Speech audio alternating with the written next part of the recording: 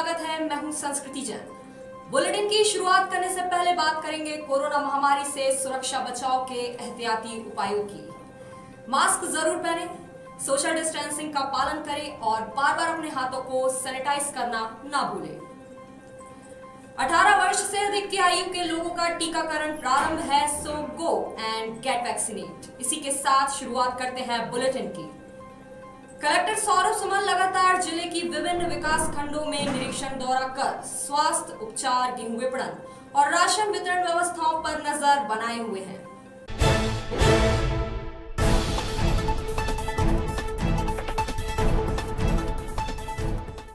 Collector Saurabh Suman ने 13 मई को मुखेड़ विकास खंड के उमरानाला स्वास्थ्य केंद्र और मुखेड़ स्वास्थ्य केंद्र का निरीक्षण अवलोकन कर जरूरी दिशा निर्देश प्रदान किए। इसी क्रम में कलेक्टर सौरभ सुमन ने बिचुआ विकास खंड में भी व्यवस्थाओं का जायजा लिया।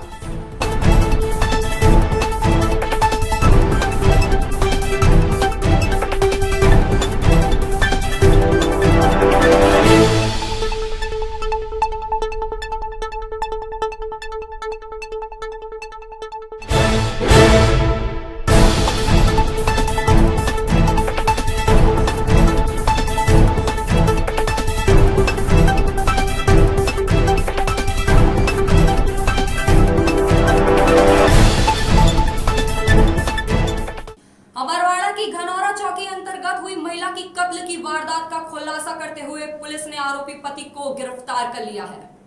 अंधे हत्याकांड का पुलिस ने चंद घंटों के अंदर किया खुलासा।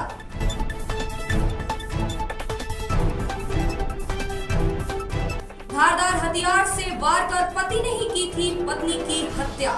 गांव के पास ही फेंक आया था पत्नी का शव। मोबाइल लोकेशन से पुलिस हत्यारे तक पहुंची।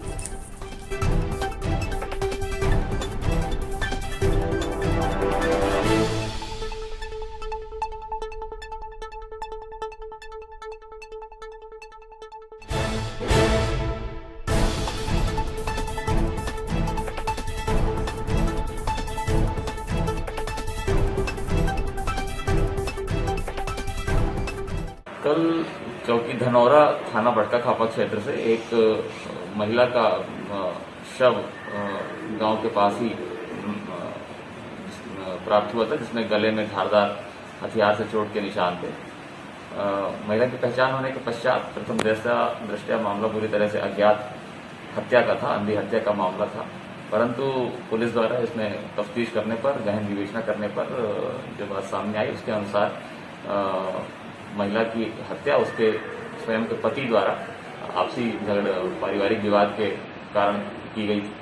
पुलिस ने इसमें आरोपी पति को गिरफ्तार कर लिया है और घटना में प्रयुक्त हथियार और अन्य सामग्रियां भी इसमें जब्त कर ली हैं। तो मामले की विवेचना चल रही है, आगे जो भी इसमें नए तथ्य सामने आएंगे उसके अनुसार। जोनारदेव विधायक सुनील उइके ने पूर्व सीएम कमलनाथ और सांसद नकुलनाथ के निर्देशानुसार विधानसभा क्षेत्र में कोविड उपचार सेवाओं के लिए 2 एम्बुलेंस वाहन प्रदान किए हैं।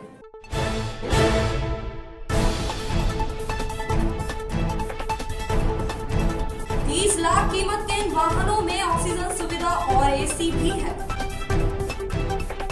विधायक सुनील उइके ने दोनों एम्बुलेंस वाहनों की चाबियां कलेक्टर सौरभ सुमन को प्रदान की।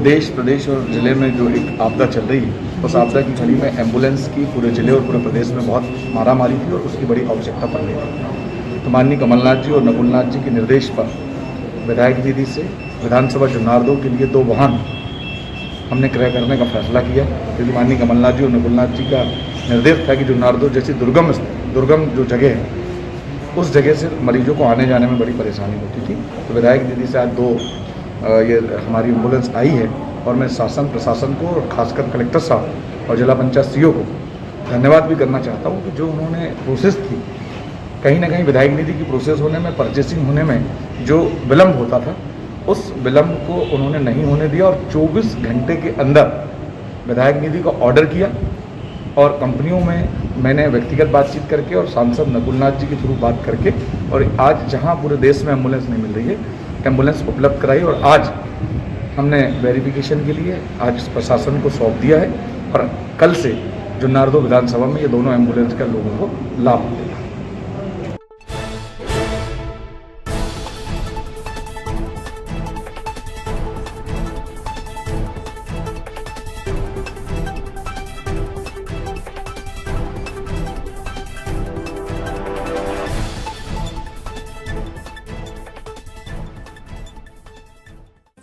तामिया टीआई प्रीति मिश्रा और प्रशासन को फोन पर खबर मिली कि साजकुई के मलाल ढाना में एक विवाह कार्यक्रम में 200 से भी ज्यादा लोगों की भीड़ एकत्र है।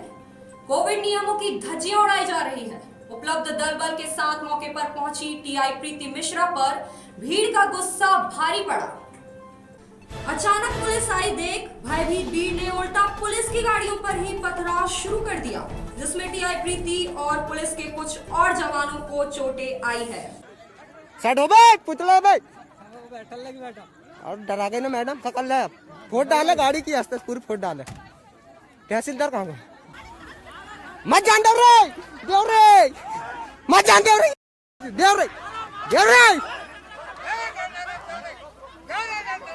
टोट डालो रे, मत जान दो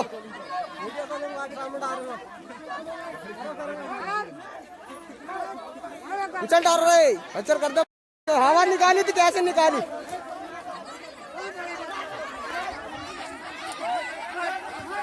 अरे मारे बहुत बढ़िया रे,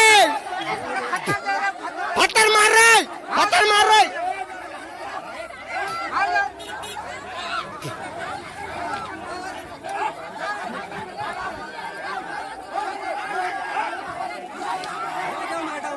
देव मैडम को दो।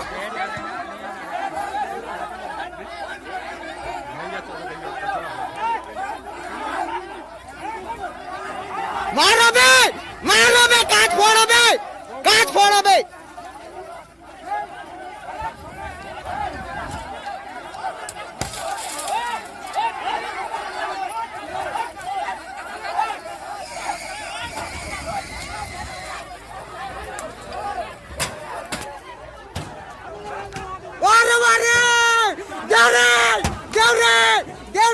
देव रे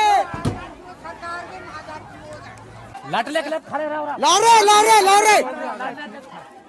रहो मामले की खबर पाते ही एसपी विवेक अग्रवाल, एसडीओपी एवं 5 थानों के पुलिस बल के साथ घटनास्थल पहुंचे घायल पुलिसकर्मियों को इलाज के लिए अस्पताल पहुंचाया गया और एसपी विवेक अग्रवाल के नेतृत्व में स्थितियां नियंत्रण में लेकर पुलिस ने विधिक कार्रवाई की है। हो गया, कोई बड़ी बात नहीं है, समझे? ठीक, जो हो गया है, अब जो लड़के थे उनका नाम क्लियर करके उनको दे दो। मैडम भी आई थी, कोई बोले तरीका गलत होगा, लेकिन उन्हें तुम्हारे भले के लिए बोला था। कोरोना के कारण ही कभी ये बताओ इसके पहले जितनी शादियां हुई कभी पुलिस वाले आए हैं? नहीं आए ना। क्यों नहीं आए? क्योंकि कोरोना नहीं था। अब जब कोरोना का प्रोटोकॉल है, जो गाइडलाइन है, उसका पालन कराना हमारी जिम्मेदारी है। सब तो लगाए हैं, इसीलिए मास्क लगाया ना, कोरोना के कारण लगाए, नहीं तो क्यों लगाते? आज तामिया ब्लॉक के नजदीक के ग्राम साजकुई में किसी शादी की सूचना मिलने पर प्रशासनिक अमला, पुलिस का अमला उसको रोकने के लिए गया था, जहां पर किसी विवाद की स्थिति निर्मित हुई और हमारी टीआई के साथ कुछ हाथापाई हुई है, ऐसी जानकारी मिली है। लेकिन अभी उसकी विस्तृत जांच की जा रही है कि ये घटनाक्रम कैसे घटित हुआ और कौन कौन इसके लिए। कल रात में थाना प्रभारी और तहसीलदार तामिया एक वैवाहिक कार्यक्रम में अधिक लोगों के इकट्ठा होने और वहां पर अन्य गतिविधियां होने की सूचना पर पहुंचे थे।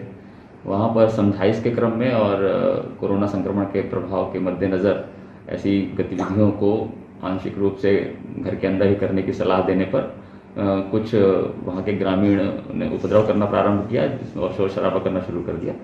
इस दौरान कुछ शासकीय सेवा में कार्यरत अधिकारियों कर्मचारियों को चोटें भी आई थी और मौके पर वहाँ पर अप्रिय स्थिति निर्मित हुई थी। तत्काल वहाँ पर वरिष्ठ अधिकारी और अतिरिक्त पुलिस फोर्स भेजा गया था और वहाँ पर स्थिति को नियंत्रण में लिया गया था। किसी को कोई गंभीर चोट नहीं आई है, सभी लोग खतरे से बाहर हैं, किसी को कोई गंभीर चोट नहीं है और इसमें पुलिस ने एक अपराध पंजीबद्ध किया है और 14 नामजद आरोपियों के विरुद्ध ये अपराध पंजीबद्ध हुआ है। इसमें से 12 लोग पुलिस कस्टडी में हैं और कुछ अन्य लोगों को भी पुलिस ने पूछताछ के लिए बुलाया है। परिस्थिति पूरी तरह नियंत्रण में है और हम सभी से ये अपील करते हैं, सभी को ये आग्रह करते हैं कि अभी वर्तमान समय में कोरोना की जो समस्या है उसको दृष्टिगत रखते हुए जो शासन के निर्देश हैं, जो सावधानियां बरतना हम सबके लिए आवश्यक है, उसमें कृपया हर संभव परिस्थिति में इसका पालन करें, अनावश्यक भीड़ इकट्ठा ना करें। उनको समझाएंगे वो ऐसा लग रहा है कि पूछो मत, जैसे ऑर्डर कर दिया होगा जैसे फिर कौन कहाँ घबरा रहा है? क्या बोला उसको? बुला लो वो है अभी अंदर बहुत है वो तो है। आजा बेटा इधर दूल्हा का लाइट तो लगा हुआ है वहाँ पे, लाइट तो थी, अंधेरे में जब लड़का ना उधम किया, जब पूरी लाइट बाहर निकाल दिए तुरंत, बोले पता ही नहीं है ना किसने निकाला, और फिर उसके बाद इधर हाथ पाई। देखो भाई नाम तो हमें चाहिए।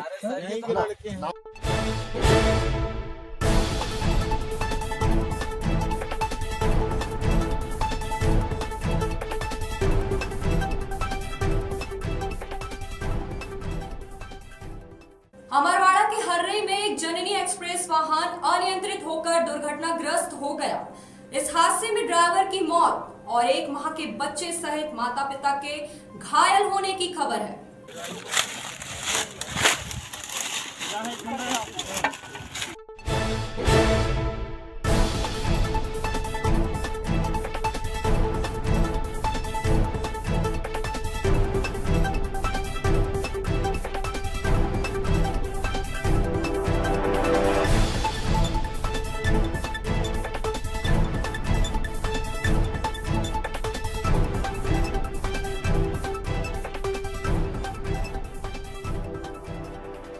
आराम से दे दो भाई, आराम से ले लो, आराम से।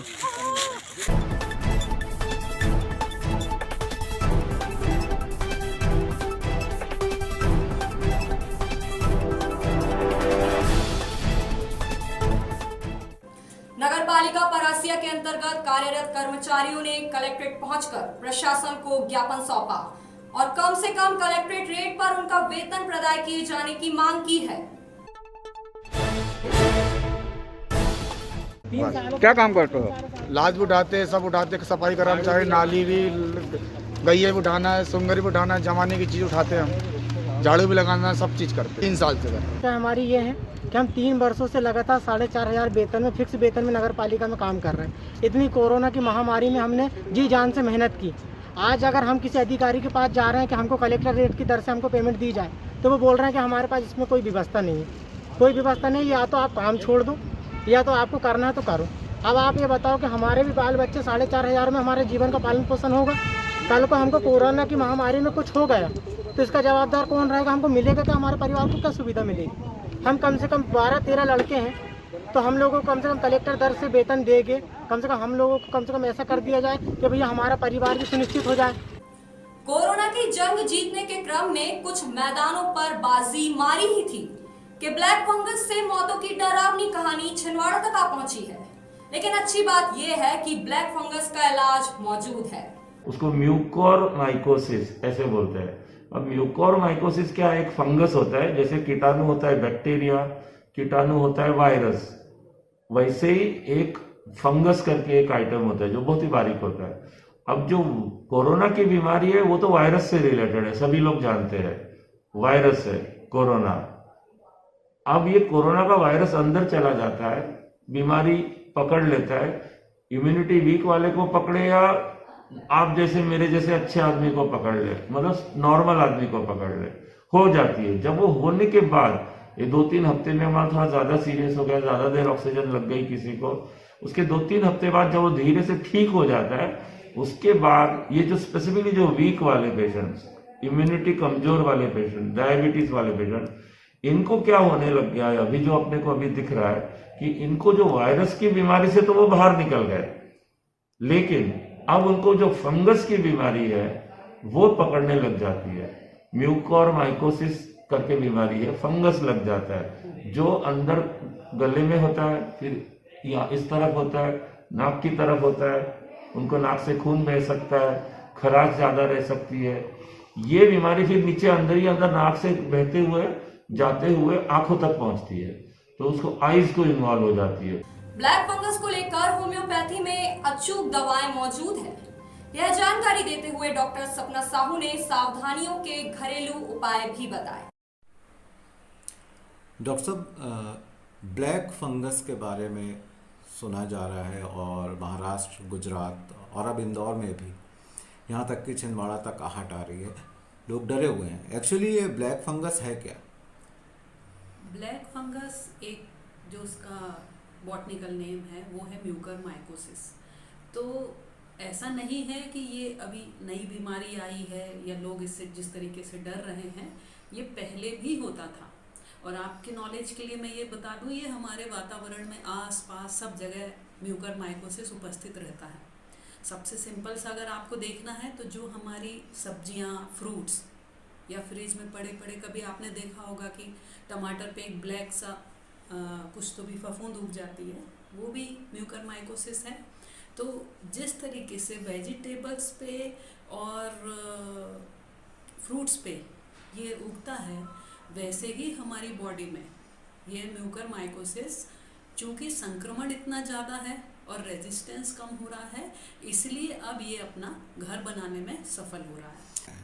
देखिए, पहले भी ये बीमारी थी, जैसा मैंने अभी कहा, ये खासकर उन लोगों को शिकार बनाता है जिनकी इम्यूनिटी कम होती है। जैसे कोई लंबे समय से बीमार है, पेशेंट वेंटिलेटर पे है, किसी को अनकंट्रोलेबल डायबिटीज़ है, एड्स के पेशेंट को, किडनी ट्रांसप्लांट के पेशेंट को, जहाँ इम्यूनिटी कम हुई और ये फंगस का ग्रोथ चालू हो जाता है। अभी जो देखने में आ रहा है, कोरोना पेशेंट्स ओवर स्टेरॉइड के डोज ले रहे हैं। या तो डॉक्टर्स उन्हें ओवर स्टेरॉइड्स दे रहे हैं, या कई बार पेशेंट खुद ही व्हाट्सएप नॉलेज से, मीडिया नॉलेज से अपना खुद ही स्टेरॉइड लेना चालू कर देते हैं।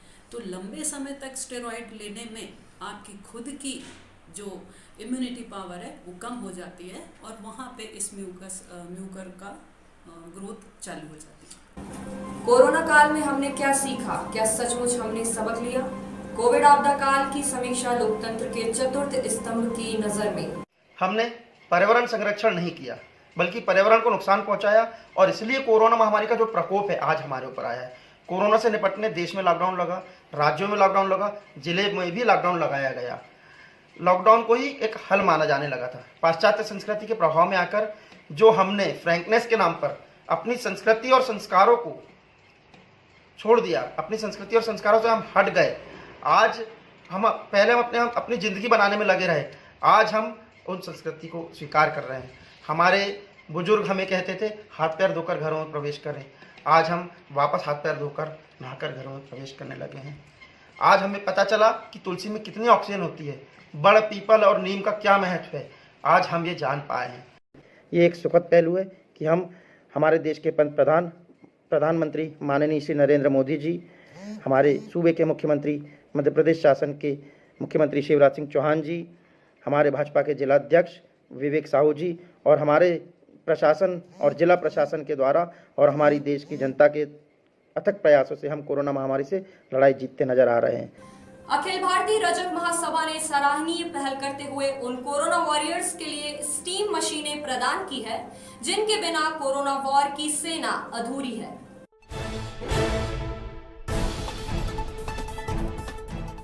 मैं उन योद्धा वीरों को सलाम करता हूं, और उनके जो प्रयास समाज हित में चल रहे हैं, उसी को देखते हुए संत गाड़गे महाराज की असीम कृपा से अखिल भारतीय रजक महासंघ की ओर से यह सौंपा गया है। प्रथम तो मैं अखिल भारतीय रजक महासंघ को धन्यवाद ज्ञापित करना चाहूँगा। उन्होंने हमारे उन कर्मचारियों को स्टीमर दिया है ताकि वो भाप लेकर सुरक्षित रहें। स्टीम भाप के जो बॉक्स हैं वो दिए गए हैं। आज आयुक्त महोदय को ये सौंपकर अखिल भारतीय रजक महासंघ ने ये कमिश्नर महोदय को सौंपा है।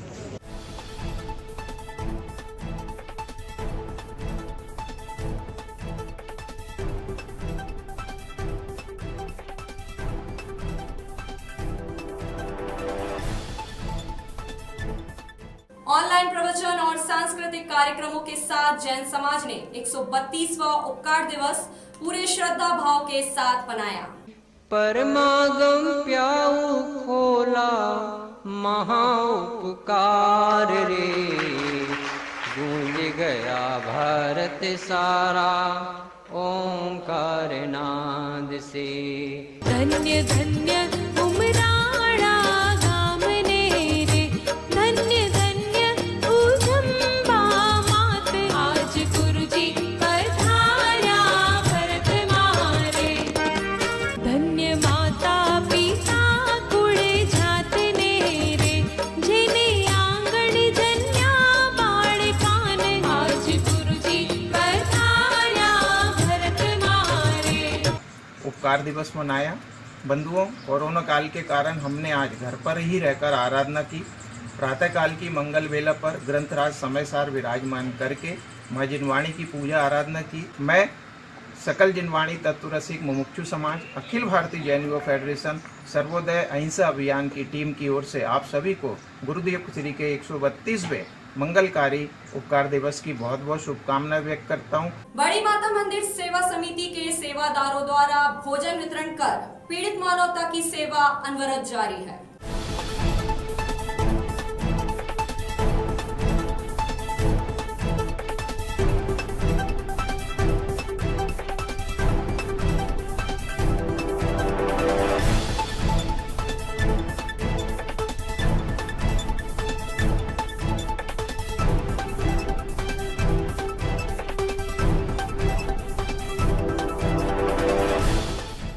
बुलेटिन का सिलसिला यहाँ थमेगा नहीं। हर खबर से हम करते रहेंगे आपको अपडेट। तब तक के लिए स्वस्थ रहें, सावधान रहें। इसी के साथ हमें दीजिए इजाजत। नमस्कार।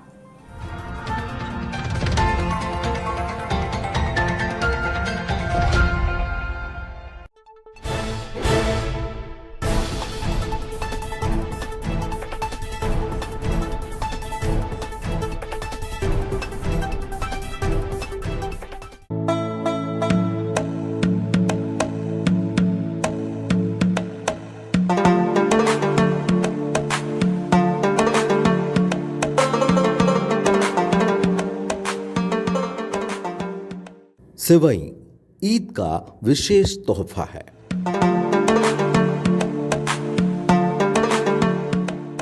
सेवई की विशेषता का अंदाजा इस बात से लगाया जा सकता है कि ईद उल फितर की पहचान ही सेवई से की जाती है।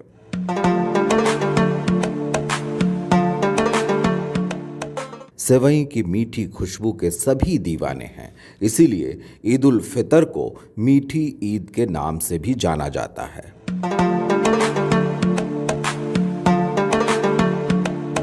सेवई का इतिहास बहुत पुराना है। पहले हाथों से आटा गूंथकर मिट्टी के उल्टे घड़े पर हाथों से रगड़कर बत्तियां बनाई जाती थीं, जो मोटी और भारी होती थीं।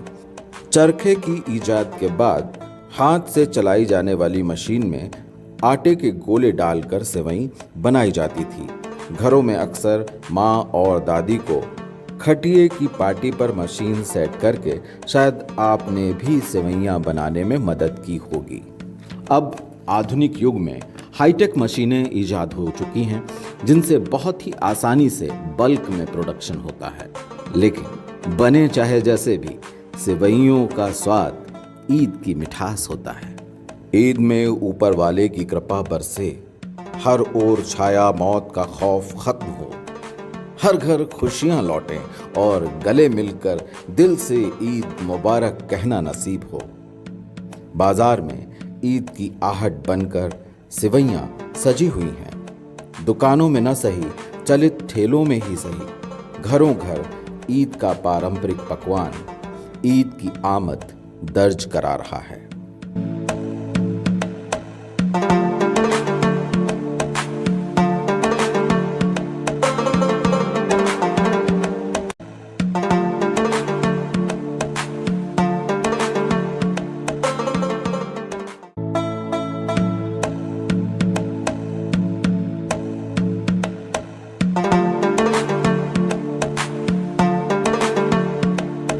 शहर की सबसे प्राचीन मस्जिद है रिसाला मस्जिद। जिसे सन 1856 में तामीर किया गया था। देवगढ़ रियासत में विशालकाय अनमोल गजराज का किस्सा वजह बना था और औरंगजेब के घुड़सवार सैनिकों की टुकड़ी छिंदवाड़ा पहुंची थी। दरअसल घुड़सवार सैनिकों की टुकड़ी को ही रिसाला कहा जाता है।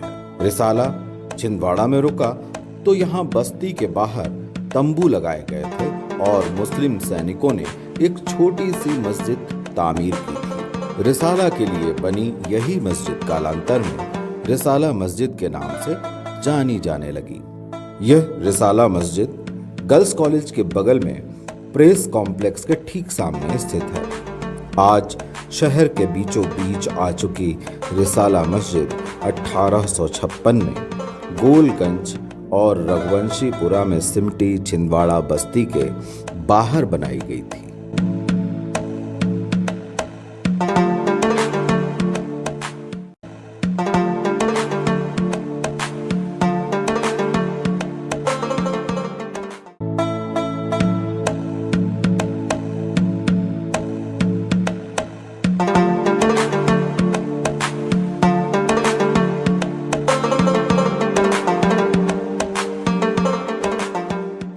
छिंदवाड़ा की जामा मस्जिद। इस खूबसूरत मस्जिद का निर्माण और इतिहास आजादी के संघर्ष के उन दिनों का गवाह है जब देश में आजादी की जंग क्रांति बन चुकी थी।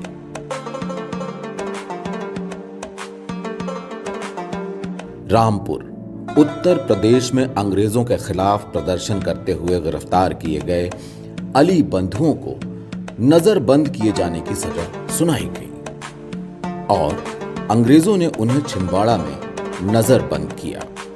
अंग्रेजों को क्या मालूम था, भारत माता को गुलामी से आजाद करने का संकल्प लेकर प्रज्वलित हुई चिंगारी उन्होंने छिंदवाड़ा ला दी थी। अली बंधुओं ने नजरबंदी के दिनों में सन 1916 में इस खूबसूरत मस्जिद का निर्माण छिंदवाड़ा वासियों के सहयोग से कराया था। इस मस्जिद की खासियत यह है कि यह मस्जिद टर्किश आर्किटेक्चर का नायाब उदाहरण है।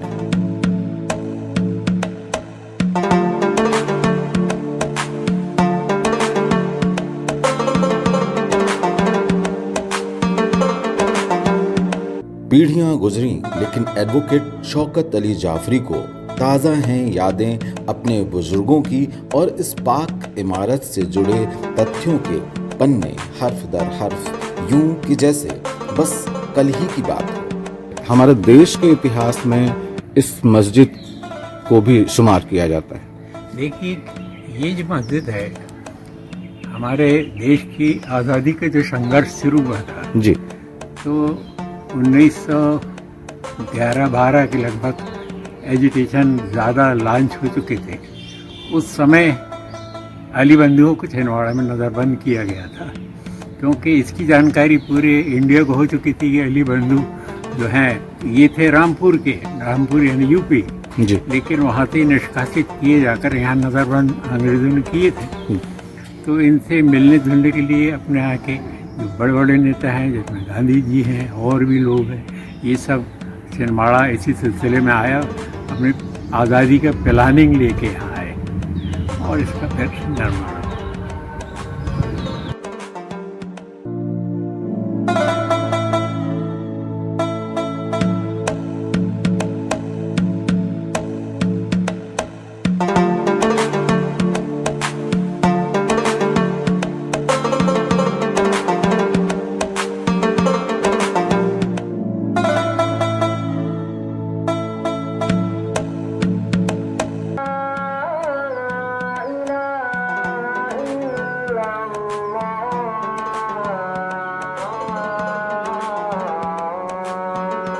जामा मस्जिद और अली बंधुओं से जुड़ा एक सुखद इत्तेफाक ये कि अली बंधुओं का नाम मोहम्मद अली और शौकत अली था। यहाँ हम जिनसे मुखातिब थे उनका नाम भी जनाब शौकत अली ही है। ये मस्जिद जो है 1916 में अली बंधुओं द्वारा उनकी सहयोग से बनी थी। उस समय खिलाफत आंदोलन चल रहा था, गांधी जी भी देश को आज़ाद करने में लगे थे। तमाम नेता जो जमा हुए थे उस योजना के अंतर्गत यहाँ पर वो नज़रबंद किए गए थे अली बंधु, और उनकी माँ भी यहाँ थी। उन तीनों ने मिलकर योगदान करके इस स्मारक का निर्माण किया, और इस निर्माण में यहाँ के लोगों का भी इसमें हाथ रहा। लोगों ने चंदा दी है, इसमें हिंदू मुस्लिम सभी का चंदा लगा हुआ है। इसके ये वाला पोर्शन है, गुलदस्ता बोलते हैं जी, ये 1936 में बना है।